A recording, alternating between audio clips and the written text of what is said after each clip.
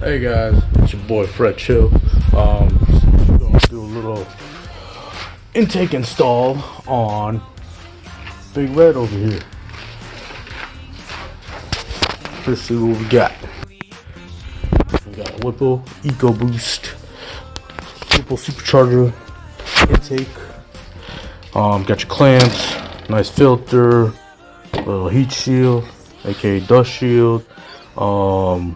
Got the instructions, tools you're pretty much gonna need. Looks like a ratchet, couple extensions, and a 7 and 8 millimeter socket. It's for the hose clamps. Uninstall is gonna require 7s. The installs are all gonna require 8s. What else can I tell you? Oh, one thing that I haven't seen anyone ever mention in this car is that this one does require premium fuel only, 91 or higher. I'm gonna tune my car anyway. I just bought my tuner, so I got the SET BDX with the MPT performance tunes. I thought about SSI, but I heard about them blowing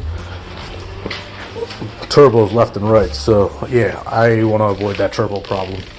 And so what we're gonna do today is go ahead and install it, check it out, see how it works. Another thing that Whipple never mentioned, well, on the videos that I've seen, even by like American trucks and all, is that Whipple actually recommends you re-gapping your spark plugs to 25 thousandths. So that's an extra step I didn't know about until I opened this manual and actually read it. So I'm gonna go ahead and take care of that as well while I do it. And oh, there's my tuner. That's what I was looking for earlier. Couldn't find it. Alright, well, let's get started on this. First steps, you got 3 hose clamps you got to remove. Actually, it's really only 2 because this can come out with it, I guess. You got the one right here, one right here, and yeah, that should be good enough. I don't even think you got to actually remove this one. I thought I had a socket, but I guess not. Let me get my socket real quick.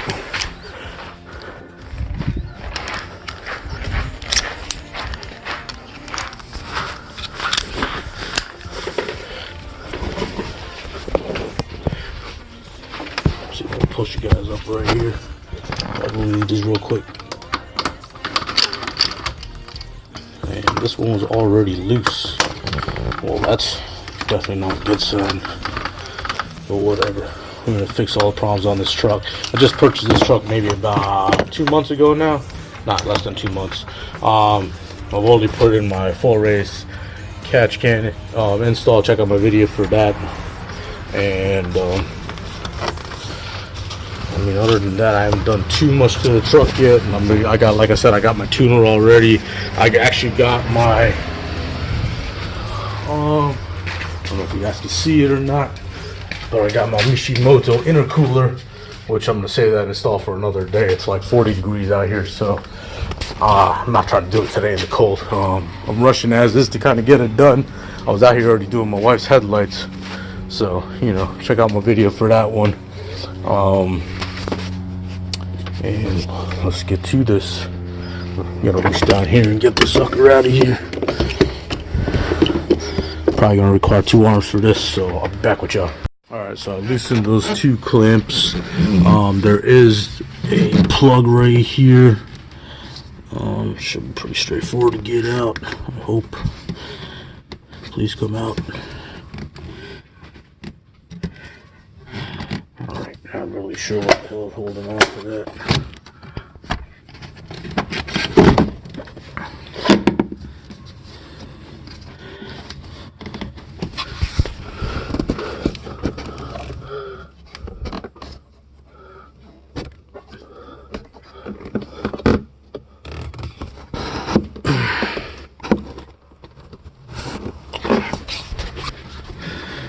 Found out mine was wrapped with all this black tape for some reason. I'm not sure if it came with the factory like that. Like I said, I just got the truck 2 months ago. Anyways, once I pulled off all that black tape that was holding it on there, then I was able to slip it right off, and this should be all coming off right now.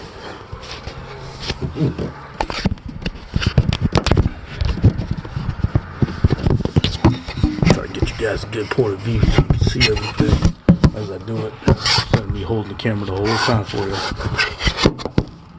pan back.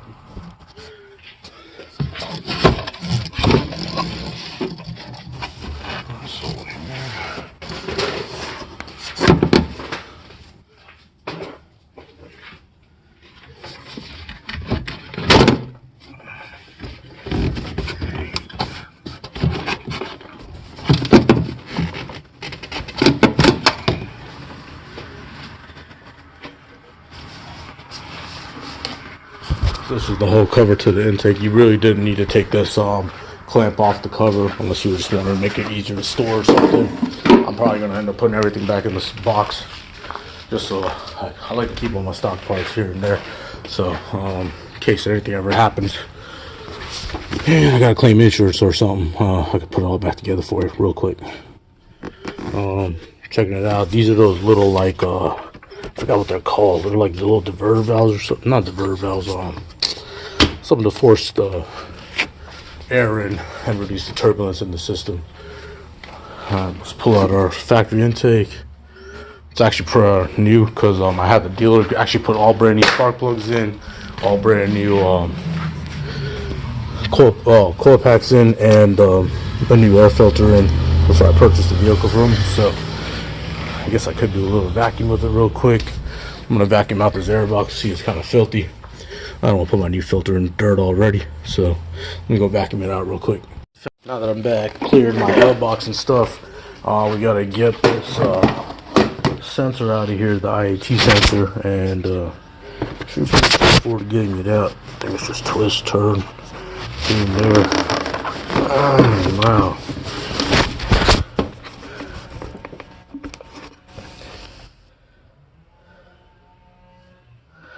Not sure how they want me to twist this. I mean, there's arrows on it. It says turn it clockwise. I guess that's to lock, so I'm guessing we can go the other way. Nope, there's a little notch there that actually stops it from turning. So I guess it is clockwise to release. And probably gonna have to pull out some pliers.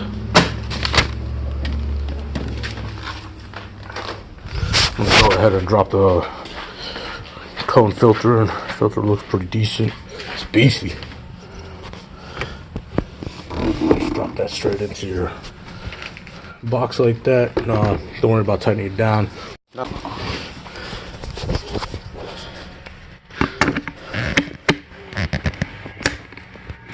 There you go.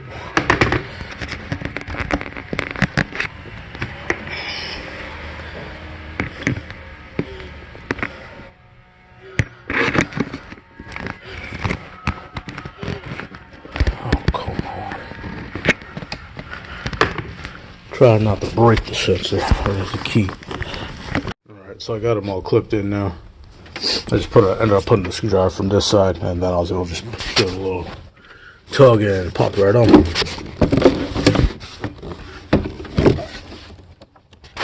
forget to put your O-rings on first, your O-ring clamps. I keep both of mine the same way. Some people like to do it on opposite sides. Not sure why. There's some science behind that, or that's just the way people like to do it. I want to do it quick, so like this way, if I got to remove this, I could just do this really quick with 1, 2, you know. And I'm gonna do the same thing with the bottom one. Go ahead and put that one on, and we're keeping it in the same position as this one is, the one I already had put on.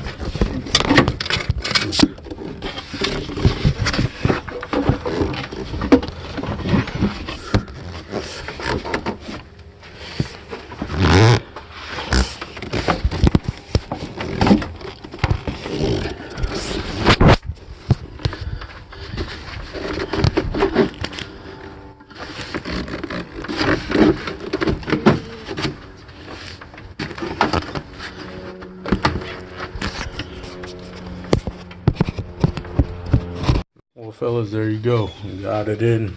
Only thing I got left to do is plug that IAT sensor back. There you go. Whipple Ecoboost. Color intake installed. I still got to go ahead.